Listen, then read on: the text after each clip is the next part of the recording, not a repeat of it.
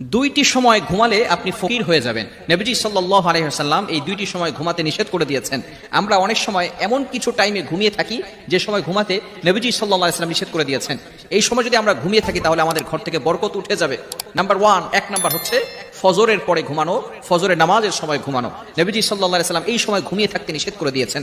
ফজরের ব্যাপারে কিন্তু আল্লাহ তাআলা পবিত্র কোরআনুল কারীমের ভিতরে আয়াত নাযিল করে দিয়েছেন এবং ফজরের ব্যাপারে আল্লাহ তাআলা কসম করেছেন, ওয়াল ফজর ওয়া লায়ালিন আশর। আল্লাহ পাক রব্বুল আলামিন এই ফজরের ব্যাপারে কসম করেছেন।